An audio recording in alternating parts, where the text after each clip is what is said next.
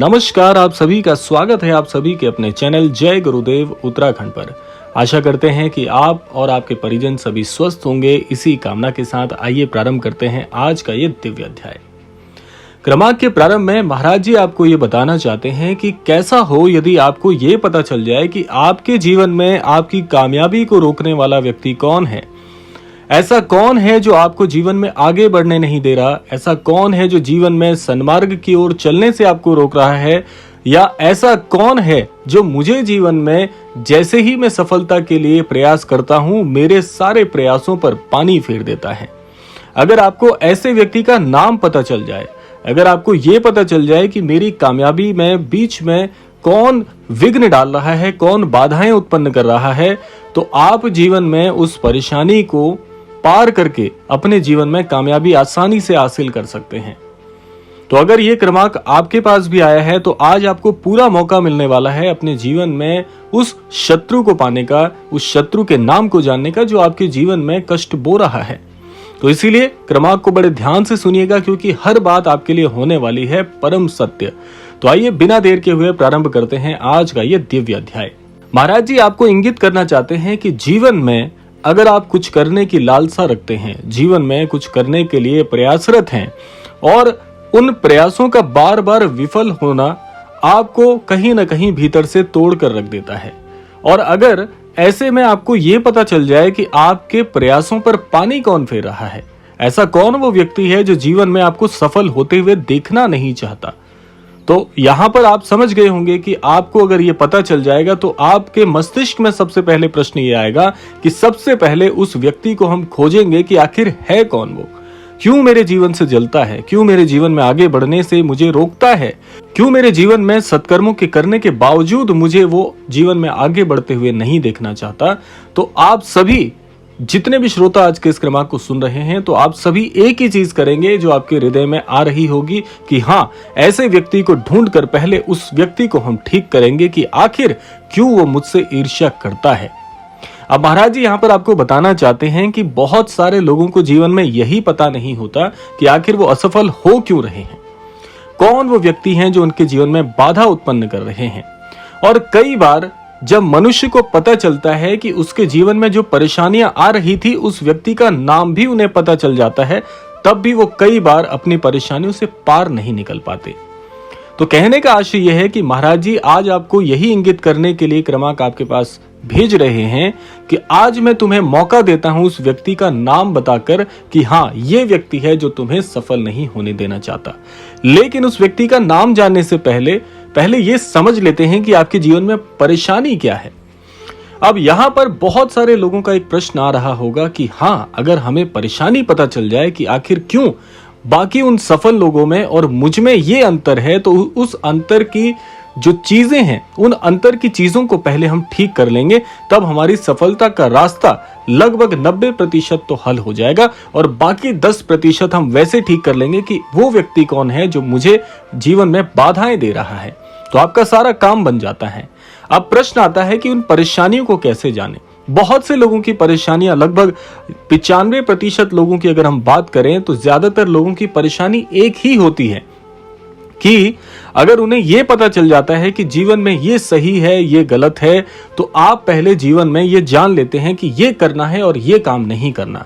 उसके बाद परेशानी उत्पन्न होती है कि कुछ दिन तो सब कुछ ठीक चलता है, यानी कि आपने परेशानी समझ ली, उसका हल समझ लिया, तो उसके हल को आप कुछ दिन तो उन सारी चीजों पर काम करते हैं, उनका अनुसरण करते हैं, लेकिन कुछ दिन के बाद फिर वही पुरानी आदतों में पड़ जाते हैं। ज्यादातर लोगों की परेशानी तो ये होती है। महाराज जी कहते हैं वो व्यक्ति है ही नहीं जो परेशानी को समझने के बाद, उसके हल को जानने के बाद पुनः अपने जीवन चक्र से फिर से जुड़ जाता है। यानी कि अगर मनुष्य को यह पता चल जाए कि हाँ, परेशानी इस वजह से हो रही है, इसका हल ये है, तो आप उस हल को काम करके जीवन में एक अनुशासन बनाइए। बहुत से लोगों की परेशानी अनुशासन ही है कि आप कुछ दिन तो करते हैं लेकिन उस काम को फिर छोड़ देते हैं। जैसे महाराज जी कहते हैं कि जीवन में अगर परेशानी का हल ढूंढना है तो केवल एक ही मार्ग है, और बहुत सारे साधु संतों ने एक ही चीज बताई है कि ईश्वर के नाम को पकड़कर चलना है। यानी कि महाराज जी भी यही कहते हैं कि प्रभु श्री राम जी का नाम ऐसी औषधि है जो हर परेशानी, हर चीज का हल है, यानी कि हर विकार का हल, हर विकार की औषधि प्रभु श्री राम जी का नाम है। आपको कुछ नहीं करना, आपको सामान्य तौर पर एक नियम बनाकर एक समय के अनुरूप प्रभु का नाम का जाप करना है। और कई बार तो महाराज जी ने और सरल बताया है। एक बार महाराज जी का एक अनन्य भक्त महाराज जी के धाम पहुंचता है, महाराज जी से अपनी परेशानी कहता है, लेकिन महाराज जी मुस्कुराते हैं, यानी कि महाराज जी की चित परिचित मुस्कान हमेशा उनके चेहरे पर रहती थी। तो व्यक्ति ने पूछा कि महाराज जी क्या करूं, जीवन में बहुत परेशान हूं, मेरा कोई काम बनता ही नहीं, मेरा हर काम में विघ्न पड़ जाता है। तो महाराज जी मुस्कुरा रहे थे। तो वो व्यक्ति महाराज जी से आश्चर्यचकित होकर पूछता है कि महाराज जी, मैं इतना परेशान होकर आपके पास आया हूं इतनी दूर से, और आप मेरी परेशानी सुनकर उसका हल बताने की बजाय मुस्कुरा रहे हैं। तो महाराज जी ने तुरंत उसे उत्तर दिया कि तेरी परेशानी बेटा कुछ है ही नहीं, जो परेशानी तू बता रहा है उसका हल तुझे पता है, अंतर मन तेरा जानता है कि प्रभु की शरण में जाओ और प्रभु के नाम का जाप करो। महाराज जी ने उसे कहा कि घर जाकर प्रभु श्री राम जी के नाम का जाप करो समय निकालकर। लेकिन उस व्यक्ति ने यही सोचा कि इतनी दूर से महाराज जी के पास आया और महाराज जी ने कहा कि नाम जाप करो, ये तो बहुत सरल सा काम है, भला नाम जाप से कैसे मेरे जीवन में परिवर्तन आएंगे। तो महाराज जी का आदेश था, घर जाकर उसने महाराज जी के कहे अनुसार, महाराज जी की शिक्षा अनुसार प्रभु श्री राम जी के नाम का जाप शुरू किया। लेकिन जैसे ही वो प्रारंभ में जाप करने लगा तो फिर उसने 10-15 दिन वो जाप करने के बाद फिर से छोड़ दिया, और फिर से उसे वही जो रोजमर्रा की उसकी जिंदगी थी उसमें फिर से खो गया। और कुछ दिन के बाद, यानी कुछ समय के बाद पुनः महाराज जी के पास आया और कहने लगा कि महाराज जी, आपने कहा था नाम जाप करो, हमने तो सप्ताह भर किया लेकिन कुछ हुआ ही नहीं। तो महाराज जी फिर से मुस्कुराए। महाराज जी ने कहा कि ये जो चक्र है, ये जो माया की स्थिति है, ये इतनी प्रबल है कि प्रभु का नाम का जाप तुम्हें करने ही नहीं देती, तुम फिर से उसी काम में लग गए। तो उसने अपनी गलती स्वीकार करी और महाराज जी को कहा कि महाराज जी, हाँ आप सही कहते हैं, मैंने सप्ताह भर किया, उसके बाद मुझे कोई परिवर्तन नहीं लगा तो मैंने छोड़ दिया। तो महाराज जी ने कहा, जहां से तुमने छोड़ा था वहीं से तो कल्याण लिखा था। इसके बाद उस व्यक्ति को अपनी बात पर पछतावा हुआ और महाराज जी से माफी मांगकर फिर से अपने धाम को लौटा और महाराज जी की शिक्षा अनुसार उसने आजीवन प्रभु श्री राम जी के नाम का जाप किया। और आज भी उस व्यक्ति की जो पीढ़ियां हैं वो बहुत संपन्न है, बहुत समृद्ध है, क्योंकि महाराज जी की शिक्षा के अनुरूप अगर आप प्रभु श्री राम जी का नाम भी ले लेते हैं उतना ही काफी है। आपसे तीर्थ नहीं हो सकता, धामों के दर्शन नहीं हो सकते, आप किसी प्रकार की पूजा पाठ को ज्यादा नहीं कर सकते, प्रभु के लिए समय नहीं निकाल सकते, नित्य पूजा पाठ आदि आपके वश की बात नहीं है, आप इस आधुनिक युग में पूरी तरह खो भी गए हैं, तो नाम जाप ही तो एक सहारा है, नाम जाप ही सहारा है। अब परेशानी की अगर हम बात करें, जो हम प्रारंभ में बात कर रहे थे कि नाम जाप अगर आप सुनते हैं कि हाँ नाम जाप से सब कुछ मिलता है, तो 7 दिन 8 दिन 10 दिन हर कोई करता है। लेकिन आज के युग में आज की पीढ़ी को चाहिए क्या कि आज हमने जाप किया तो आज ही फल मिल जाए। आप एक छोटी सी बात का प्रत्युत्तर बताइएगा कि आज ही आपने एक बीज रोपित किया और आज ही आप उस रोपित बीज से फल की अपेक्षा करने लगे, एक वृक्ष की अपेक्षा करने लगे, मीठे फलों का आस्वादन लेने के लिए आप बैठे रहें, तो आप स्वयं बताइए कि एक दिन में लगाए हुए बीज से क्या वृक्ष बन सकता है? क्या उस वृक्ष से आप फल खा सकते हैं, आस्वादन कर सकते हैं? तो आपके हृदय में उत्तर आ जाएगा कि नहीं, ऐसा कैसे संभव है। तो आप सोचिए कि एक ही रात्रि में नाम जाप करके अगली सुबह आप फल चाहते हैं तो कैसे होगा। ये तो बड़ा मुश्किल कार्य है। और थककर हम सप्ताह भर 10 दिन तक करते हैं, उसके बाद फिर उस नाम जाप की प्रक्रिया को छोड़ देते हैं और अपने जीवन में फिर से लग जाते हैं कि हमारा तो कुछ होता ही नहीं है, हमारा जीवन आगे ही नहीं बढ़ता। तो महाराज जी यही समझाना चाहते हैं कि जो व्यक्ति नियमबद्ध नहीं है, जो व्यक्ति अनुशासित नहीं है, वो अपने जीवन में हमेशा रोता हुआ ही पाया जाएगा, क्योंकि उसे उसकी परेशानी का हल मिलने के बावजूद उस पर काम करने की बजाय वो फिर शिकायत करने की प्रवृत्ति को अपनाकर ईश्वर को ही दोष देने लगेगा। तो ये महाराज जी ने बताया है कि एक नियम बनाकर जीवन में आगे चलिए। तो ये तो हो गई पहली बात। अब आता है आपके प्रश्न का उत्तर कि प्रभु आपने अभी तक नहीं बताया कि वो व्यक्ति कौन है जो मेरे जीवन में बाधाएं दे रहा है। तो ये सारी बात, ये वृतांत आपको बताने का आशय यही था कि एक बार आईने में जाकर अपना चेहरा देख लीजिए, आपको उस व्यक्ति के दर्शन हो जाएंगे। वो अन्यत्र आपका दुश्मन कोई और नहीं, स्वयं आप ही हैं। अब आप कहेंगे ये कैसी बात आप कर रहे हैं, हम अपने दुश्मन स्वयं कैसे हो सकते हैं? तो बिल्कुल आप अपने दुश्मन बने हुए हैं, क्योंकि ये कहानी किसी और की नहीं, ये आप ही की चर्चा हो रही है कि हम भी ऐसे प्रवृत्ति के व्यक्ति हैं जो जीवन में अछूते नहीं हैं। और यहां पर केवल आपकी बात नहीं हो रही, यहां पर सभी की बात हो रही है, क्योंकि मनुष्य प्रवृत्ति है ही ऐसी। ये माया का जाल है वो इतना ज्यादा घनिष्ठ है, इतना ज्यादा गहरा है कि बुद्धिमान से बुद्धिमान व्यक्ति, चतुर से चतुर व्यक्ति, ज्ञानवान से ज्ञानवान व्यक्ति की भी बुद्धि पलट कर रख देता है। और ये प्रश्न आप स्वयं से पूछकर देख लीजिए, क्या आपकी परेशानी के उत्तर आपको पता नहीं थे? तो आप कहेंगे हाँ, हम तो सब जानते थे, नाम जाप तो छोटी सी प्रक्रिया है, हर कोई यही कहता है कि प्रभु का नाम लो, लेकिन क्या करें? 10 दिन किया था, 20 दिन किया था, 1 महीना किया, 1 साल किया, लेकिन हमारी परेशानी का हल तो हमें मिला ही नहीं।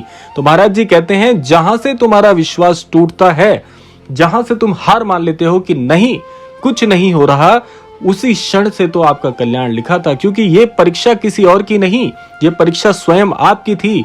क्योंकि ईश्वर यही तो परख करना चाहते थे कि व्यक्ति के जीवन में जब वो परीक्षार्थी है और उसके जीवन में जब कष्ट चल रहा है, तो कहां पर ये व्यक्ति मुझसे हार मानकर अपना हाथ छुड़ा लेगा। क्योंकि यही महाराज जी बताते हैं कि ईश्वर बिना परख के अपने अनन्य भक्तों को यही तो सिखाते हैं कि जीवन में हार मानने की आवश्यकता नहीं है, चाहे समय कैसा ही क्यों ना हो। ईश्वर का हाथ छोड़ने का समय व्यक्ति के जीवन में कभी नहीं आना चाहिए। तो अन्यत्र कोई और नहीं, आपके जीवन के बाधक आप ही हैं। आपके जीवन में जितने भी अवरोध आए हैं वो स्वयं आपकी वजह से आए हैं। क्योंकि ये विश्वास जिस दिन टूटता है, इस विश्वास को टूटने के बाद ही ईश्वर कहते हैं तुम्हारे जीवन में चमत्कार उसी क्षण से शुरू हो जाता है। तो अब बात ये आती है कि आखिर करें क्या? क्योंकि धैर्य की एक सीमा होती है, कई लोग ये सोच रहे होंगे। तो महाराज जी कहते हैं कि धैर्य की जो धैर्य है और जो विश्वास है उसकी सीमा अनंत है। आपका विश्वास कभी टूटना नहीं चाहिए, क्योंकि महाराज जी कहते हैं बहुत ज्यादा भौतिकतावादी होना भी बहुत गलत बात है। इसीलिए महाराज जी कहते हैं कि सीधा और बहुत ही सरल जीवन अपनाइए, कि ना तो ज्यादा आपके जीवन में धन आने की खुशी से आप पूरी तरह से ऐसे हो जाएं कि आप सारे रिश्ते ईश्वर से जो आशीर्वाद आपको मिलता है, ईश्वर का जो संग है, सत्संग है, उस सब को छोड़कर केवल धन संजोने का काम करें। और दूसरी तरफ ना इतने ज्यादा परेशान हो जाइए कि जीवन में अगर दुख आ गया तो सोचकर बैठ जाएं, सिर पर हाथ धर के बैठ जाएं कि अब क्या करें, जीवन में हम परेशान हैं। हर व्यक्ति अपने जीवन में संपन्न हो चाहे निर्धन हो, हर व्यक्ति अपने अपने जीवन की परेशानी से परेशान है। क्योंकि हम लोगों को ईश्वर ने इस धरा पर दिया ही जन्म इस प्रकार से है कि मानव प्रवृत्ति जो है वो केवल आध्यात्मिक ज्ञान से ही जीवन में कल्याण प्राप्त कर सकती है। भौतिकतावादी और इस आधुनिक काल में जो चीजें हैं उसमें कहीं ना कहीं घुल कर मिलकर रह जाने से जीवन हमेशा दुख ही देगा। अंततः आपको ईश्वर के नाम का ही सहारा लेना पड़ता है। ईश्वर की नाव में बैठकर ही आपके जीवन को पार मिल सकता है, यही परम सत्य है। तो इस परम सत्य को जितना जल्दी स्वीकार कर ले, उतना आपके जीवन में चीजें सरल होती चली जाएंगी। आगे महाराज जी आपको बताना चाहते हैं कि व्यक्ति को हमेशा धैर्यवान बनने के लिए ये नहीं सोचना चाहिए कि इसकी कोई सीमा है, क्योंकि धैर्य की कोई सीमा नहीं होती। और जब व्यक्ति धैर्यवान हो जाता है, पूरी तरह से धैर्य और विश्वासवान बन जाता है, उसे ये पता चलने लगता है कि मैं केवल और केवल महाराज जी का हूं, या मैं केवल और केवल अपने अमूक इष्ट का हूं। यही परम सत्य बन जाता है उस व्यक्ति के लिए कि चाहे कुछ हो जाए, मुझे ईश्वर का हाथ, मुझे महाराज जी का हाथ नहीं छोड़ना है। तो आप पाएंगे कि आपको कभी भी कोई चीज छल नहीं पाएगी। और जिस व्यक्ति को ये माया छल नहीं पाती है, ऐसा ही व्यक्ति अमोघ होता है, और ऐसे व्यक्ति की पूरे संसार में सबसे ज्यादा पूछ होती है। ऐसा ही व्यक्ति उत्कृष्टता को प्राप्त करता है, ऐसा ही व्यक्ति समाज में पूजित बनता है, और ऐसे ही व्यक्ति के पास हमेशा सुख और समृद्धि जुड़ी रहती है। क्योंकि ईश्वर को पता है कि ये व्यक्ति अगर समृद्ध बनेगा तो ये अन्यत्र लोगों का कल्याण करेगा, अन्यत्र लोगों की सहायता करेगा, अन्यत्र लोगों को ज्ञान पहुंचाएगा, अन्यत्र लोगों को ईश्वर से जुड़ने के, आध्यात्म के मार्ग सिखाएगा। तो ऐसा व्यक्ति ही जीवन में संपन्न बन पाता है, ऐसा ही व्यक्ति ईश्वर के सबसे करीब होता है, और ऐसा ही व्यक्ति कभी छलीभूत नहीं होता। तो ऐसा बनने के लिए आपको स्वयं से ये लड़ाई लड़नी पड़ेगी कि हाँ, जीवन में अगर आप अपने थोड़ी सी नजर डालकर देखें, अपने पिछले कुछ सालों को ही देख लीजिए, पूरे जीवन पर नजर डालना तो सक्षम नहीं है इतना हर किसी के लिए। तो आप पिछले कुछ सालों पर नजर डाल के देखिए, क्या आपके निर्णय गलत थे या किसी ने आपके कान में आकर आपको कहा था कि ये निर्णय लो, ये निर्णय सही है, ये गलत है। हर निर्णय लेने वाले आप थे। हर सोच विचार के बाद जो चीजें आपने की उसमें किसी और का हाथ नहीं, केवल आपका ही हाथ था। आज जो जीवन में आप खड़े हैं ये केवल आपकी वजह से खड़े हैं। आज जीवन में परेशान हैं तो अपनी वजह से हैं, आज जीवन में सुखी हैं तो अपनी वजह से हैं। तो हर काम में आपको अपनी ही भूमिका नजर आएगी। तो आपको आज के इस क्रम की बात समझ में आ जाएगी कि हाँ, अपनी परेशानी के, अपने जीवन के हर कारण का कारक केवल मैं ही हूं, अन्यत्र कोई नहीं है। तो इसलिए महाराज जी सिखाना चाहते हैं, यही बताना चाहते हैं कि ईर्ष्या करने की किसी से आवश्यकता नहीं है, क्योंकि कोई और आपका जीवन नहीं जी रहा। आपका जीवन केवल आप जी रहे हैं। आपके जीवन के नायक आप हैं, आपके जीवन के खलनायक आप हैं। आज जो जीवन में है वो सर्वस्व और सब कुछ आप ही हैं। और इसीलिए जीवन में ईश्वर की आवश्यकता और आध्यात्म की और धर्म की जरूरत पड़ती है, क्योंकि व्यक्ति अगर धार्मिक प्रवृत्ति के साथ आगे बढ़ता है तो उसका कल्याण होता है। और अगर व्यक्ति केवल और केवल भौतिकता और इस आधुनिक माया जाल के तहत आगे बढ़ता है तो उसके जीवन में केवल पतन के अलावा और कोई मार्ग नहीं बचता। तो आशा करते हैं क्रमांक आप सबके लिए फलदायी होगा। इसी कामना के साथ समय आता है विदा लेने का। यही कामना करना चाहेंगे कि आप सभी को महाराज जी का आशीर्वाद मिले, इस संपूर्ण सृष्टि का, इस संपूर्ण लोक का कल्याण हो। इसी कामना के साथ विदा लेते हैं। मिलते हैं अगले क्रमांक में। तब तक के लिए जय श्री राम, जय गुरुदेव, जय उत्तराखंड।